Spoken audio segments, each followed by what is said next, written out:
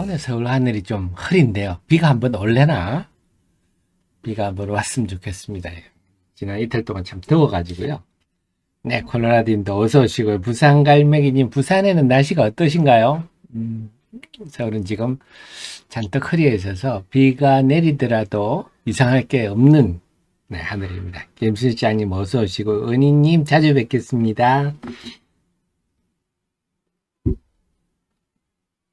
네, 지효 아빠님도 어서 오시고요. 제시카님도 어서 오십시오. 제시카님 자주 뵙겠습니다. 윤영님 어서 오십시오.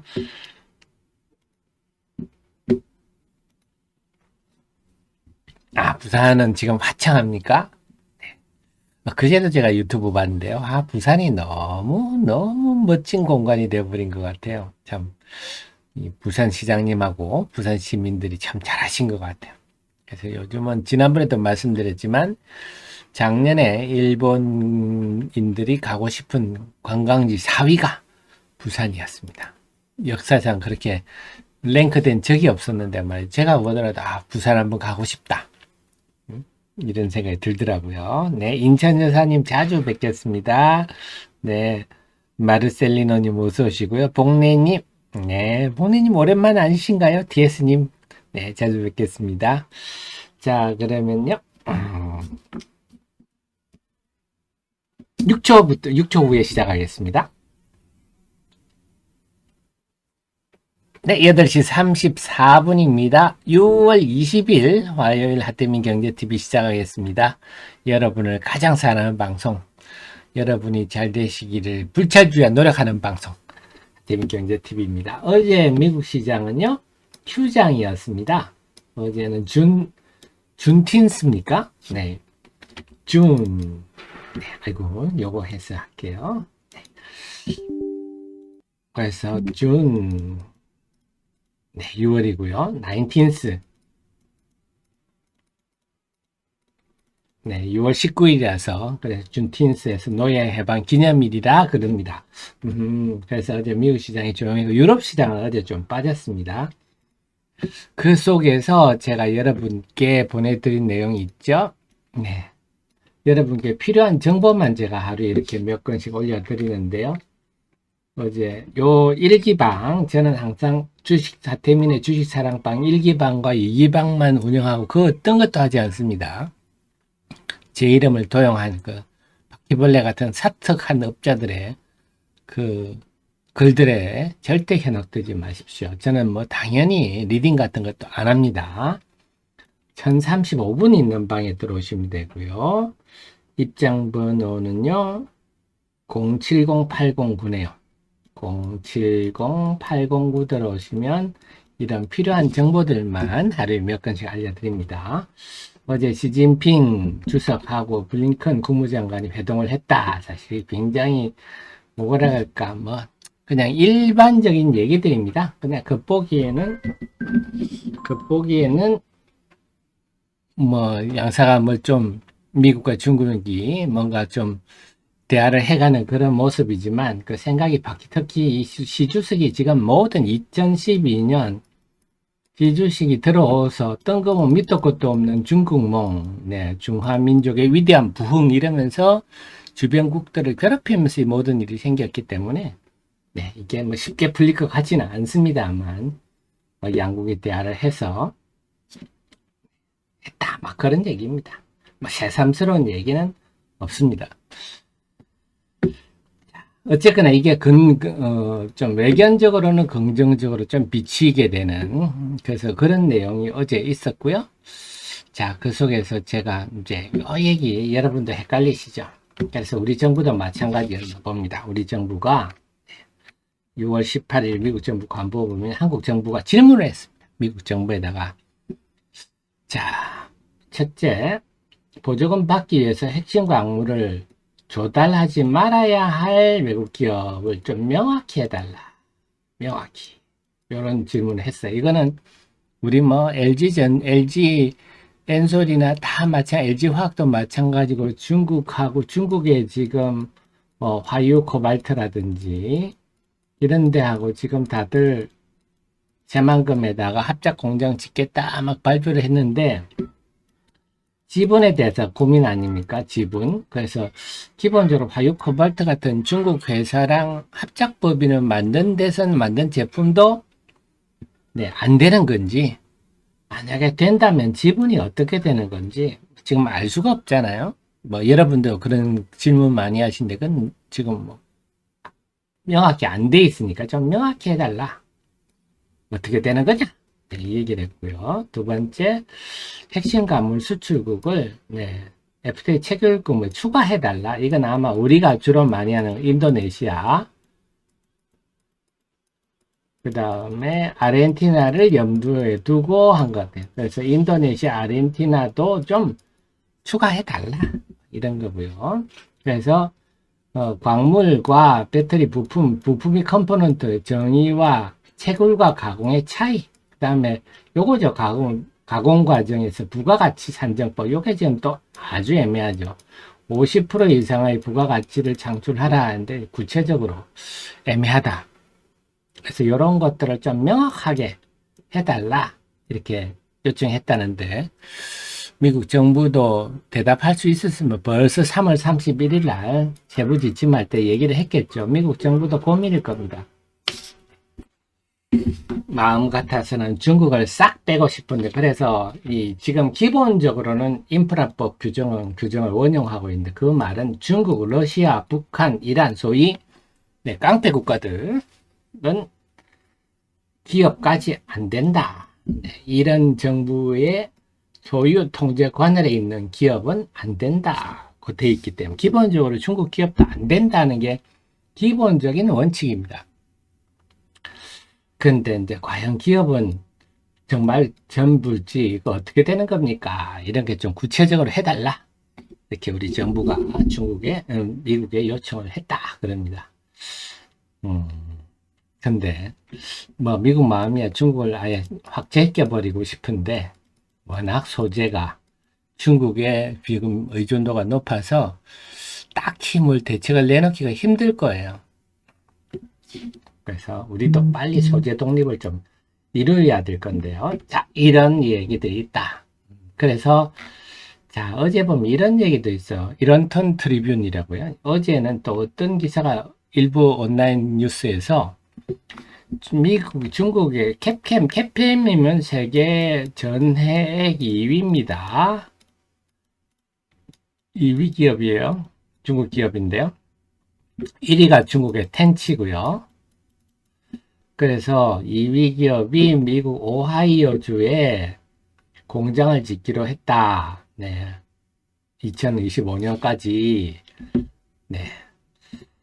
이렇게 어제 온라인 기사가 났는데, 제가 이거 그래서 쭉 찾아봤더니, 네, 이런턴 트리뷴이라고, 이 오하이오 이런턴 카운티.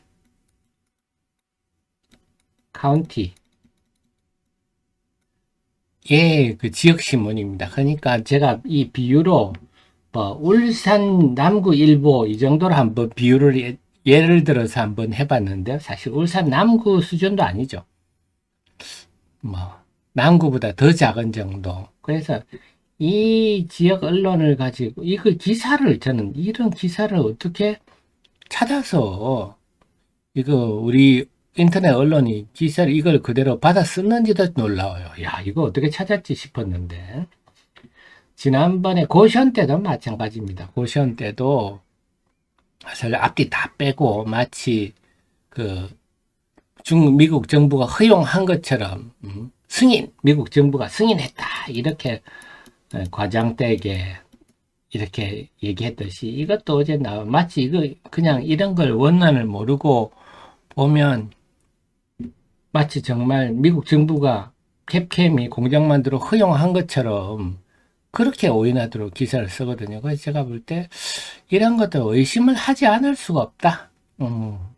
의도를 순수한 마음이라고 저는 생각하고 싶지만 이런 것들을 로렌스 카운티 정도에선 얘기되는 거를 미국 정부의 일처럼 막 이렇게 과장하고 논리적 비약하는 거는 정말 그래서 이런 얘기가 요즘 이제 아예 패턴이 되는 2차 전지에 대해서 자, 그렇습니다. 그래서 제왕님, 엔캠이, 어제 그래서 엔캠이 이렇게 영향을 받은 겁니다. 캡캠이 짓게 되면, 야, 엔캠이 그러면 미국의 그 IRA에 따라서 네, 수혜보는 게 확 줄어주는 거 아니야? 이런 생각이 어제 등장한 거죠.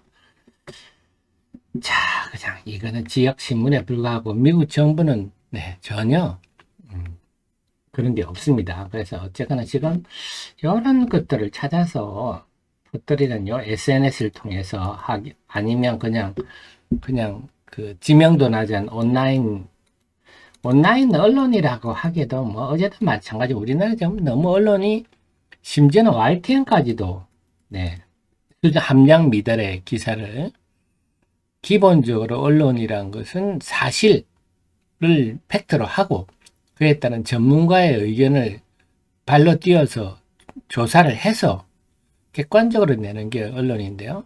요즘은 뭐 사실도 왜곡하고요. 당연히 전문가의 의견이나 회사의 반론 같은 거는 전혀 그냥 책상에 앉아서 수필 쓰듯이 써제끼는 거죠. 좀 이런 게 지금 패턴이 되고 있습니다. 그럼에도 불구하고 어제 에코프로는 신고가를 기록했어요. 종가 기준으로요. 그래서 제가 볼 때는 이런 것들은 다 뭐 공매도 세력과 연계된 공매도 세력들이 일부 온라인 언론들하고 다 팀이 만들어져 가지고 이런 기사들 한번 내봐라 막 이런 식으로 해서 하는 게 아닌가 싶은데 그런 거에도 불구하고 네 에코프로 그래 지난번 수요일 우리가 고시원발 가짜 뉴스에 이미 저 가짜 뉴스라고 규정을 했지 않습니까? 이게 뭐 저만 이런 생각 하겠어요? 합리적인 분석과 판단하는 사람들은 다 이 논리적 비약이다. 이렇게 그래서 제가 그러면서 코스닥 지수가 큰 음봉을 맞게 되면 보통 현금화 하는 게 맞지만 이 음봉은 좀 인위적인 가짜 뉴스라서 지켜볼 필요가 있습니다 하는데 다시 코스닥 지수가 올라오고 있는데요. 지금 네. 이 에코프로가 종가 기준으로 신고가를 낸 걸 보면 코스닥 지수도 종가 기준으로 네, 지난주 수요일에 이를 낙폭을 돌파할 가능성이 높아요. 그 다음에 장중 고가 기준으로 지난 4월 11일 82만 원인데 이제 장중 고가 사상 최고가를 향해서 네, 가겠습니다. 네, 우리 늘 행운가득님 말씀처럼 지금 좋아요 까먹으셨죠? 좋아요 꼭 눌러주십시오. 그래서 지금 골드만삭스 매도 리포트, 고시원발 가짜뉴스 이것을 기다렸다는 듯이 공매도 세력들이 엄청나게 매도를 했어요. 그래서 지난 6월 14일 지난주 수요일 날 하루 동안 에코프를 공매도가 한 47만 주 가까이 급증했습니다. 그 다음에 에코프로도 16만 주 이상 급증했어요. 기다렸다는 듯이 냈는데요. 공매도 세력들이 하면서 이날 에코프로는 11%, 네, 에코프로는 10%, 네, 시가총, 코스닥 시가총의 1, 2위 종목이 이렇게 10%, 11%씩 빠지는데 시장이 남아나겠습니까? 투자 심리가 불어. 이날 코스닥 지수가 2.8%나 빠졌죠. 그런데 그거를 에코프로는 다 회복하고 그 이상 올라왔고요. 에코프로 BM은 아직까지 그 정도를 못하는데 에코프로 BM은 외국인이 계속 팔고 있는데 요건 아마 골드만삭스의 매도 리포트가 아직도 영향을 주는 것 같아요. 하지만 기관들이 지금 사고 있죠. 그래서 기관들도 공매도 세력들이 꽤 있어요. 사모펀드들이. 그래서 기관 공매도 세력들이 연을 들템볐다가 아뜨그루아하고 다시 매수세가 등장하는데 이 관련해서는 이미 제가 지난번 네, 데일리 때 설명을 한번 드렸죠. 언제 데일리에 설명드렸냐. 자, 주목할 수가 없는 6월 13일 데일리에서 제가 그 말씀드렸죠. 미래셋 운용이 타이거 2차 번지 소재 ETF를 하는데 이 종목에는 여기에는 에코프로, 에코프로 BM, 포스코 퓨처엠 세 종목 비중이 58%, 소위 말해서 에코프로, 에코프로 BM, 포스코 퓨처엠의 몰빵 펀드가 등장한다. 이렇게 되다 보니까 지금까지는 참 2차 전지 싸움은 좀 일방적이었거든요. 뭐냐 한다면요.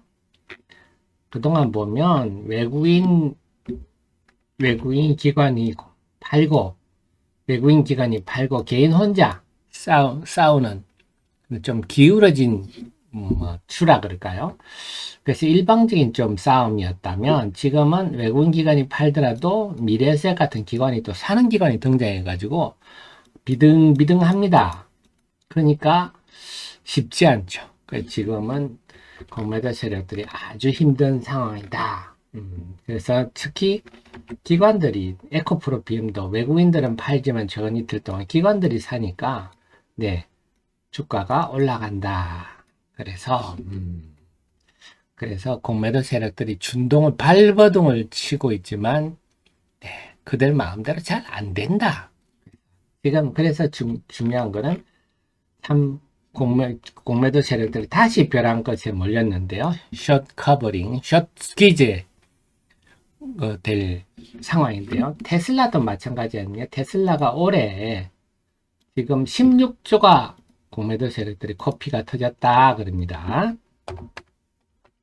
그래서 지난 이 기간 동안에 한 10조 터진 걸로 알고 있는데 여기 또 그럼 한 6조 터졌나요?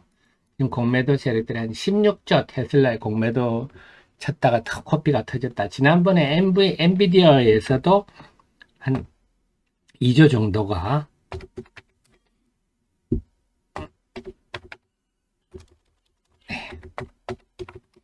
지난번에 이 하루 급등하는 날 요게 정도가 엔비디아 공매도 한 2조 정도 코피가 터졌다 그러는데요.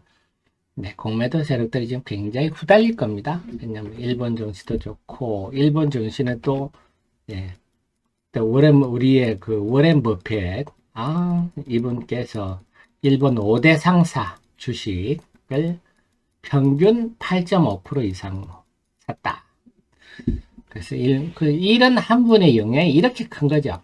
워렌 버핏이 지난번에 5% 이상 샀다. 더 늘릴 거다. 막 이러니까 그 다음 외국인들이 막 들어오는 거 아닙니까? 그래서 이런 분들이 영향이 매우 크다. 그래서 제가 지난번에 한번 설명드렸지만 마크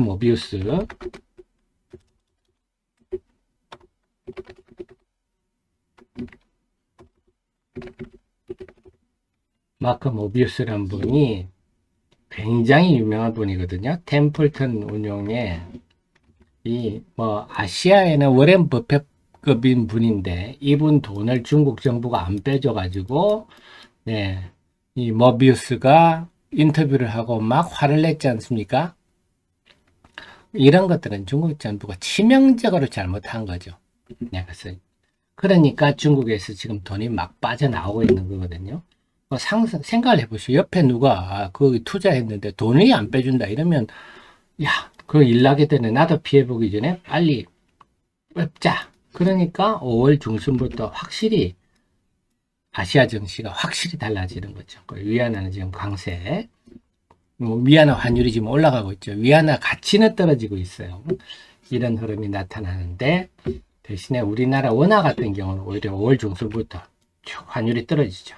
원화가 강세를 보이고 있습니다. 이 말은 중국에서 돈이 빠져나와서 일본, 한국, 대만 이런 쪽으로 돈이 들어오는데 특히 일본 쪽으로 많이 들어간다 던 겁니다. 근데 희한하게도 일본 환율은 일본 엔화 가치는 떨어지고 있어서 지금 800원대로 떨어졌죠. 그래서 지금 일본 여행하시기 참 좋은 상황이 됐는데 아마 일본 가시면 일본 물가가 싸다 이런 느낌에 깜짝 놀라실 정도인데요.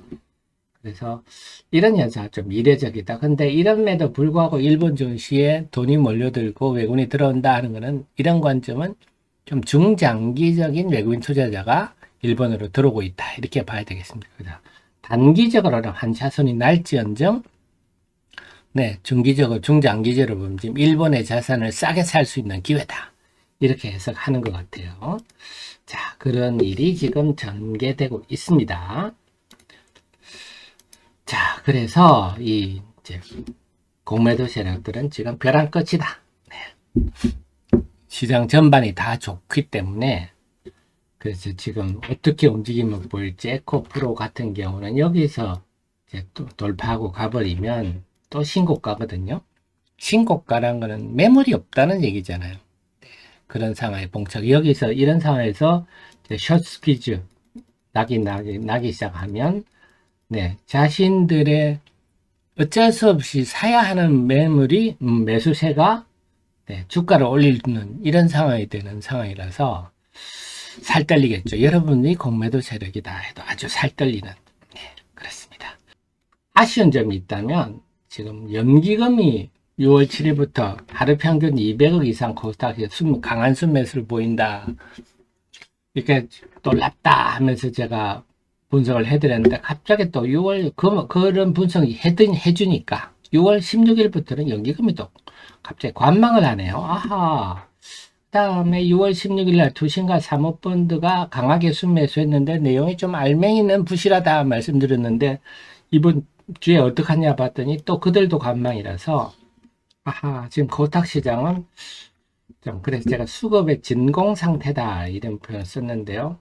갑자기 연기금이 많이 사다가 관망해버리고 투신 사모펀드도 뭐 예전처럼 계속 관망을 하니까 코스닥 시장이 일시적으로 수급이 조금 그래서 지금 코스닥 시장은 한마디로 말씀드리면 그냥 기관들이 다시 관망세로 돌아섰기 때문에 이 외국인의 공매도 세력들이 어떻게 행동하는지 그걸 좀 지켜봐야 되겠다. 그래서 그걸 외국인 동향을 보면서 전략을 그때에 맞춰서 세우는 게 좋겠다. 그래서 개장 방송을 저와 함께 하시죠. 다음에 질문을 좀 주셨네요. 코리아님, 하리가 어제 타인의 담보증 찜찜할 게 아니죠, 여러분. 그게 찜찜한 게 아니죠. 자, 그래서 우리 이런 질문을 하시면 아직 하리에 대해서 공부를 조금 더 하셔야 될 것 같습니다. 제 카페 자료들이 많으니까요. 시간 내서 읽어보십시오. 하나 자료 하나 읽는데 3분, 5분이시면 됩니다. 있죠. 리튬 플러스가 부산지방조달청으로부터 네, 리튬, 탄산 리튬 지난번에 대여를 받았지 않습니까? 그렇다고 국가기관 조달청이 그냥 대여를 그냥 해줍니까? 담보를 받죠. 담보를. 그래서 돈으로 담보된 걸, 네, 이거를, 네, 연장했다 하는 겁니다. 빌려가 있으니까. 그래서 탄산 리튬을 향원할 때까지는, 네, 담보를 제공한다 하는 얘기입니다. 사업상, 네, 당연히 해야 될 일이죠. 이걸 찜찜하다 이렇게 보시면 안 되겠습니다. 그 다음에 채원님께서 중앙 DNM 공시 확인 부탁합니다 하셨는데요. 중앙 DNM이 공시가 뭐 있었나요? 전환사채 발행 결정. 네, 요거는 납입일이 6월 30일인데 땡겼네요. 네. 그래서 전환사채 100억을 발행하는데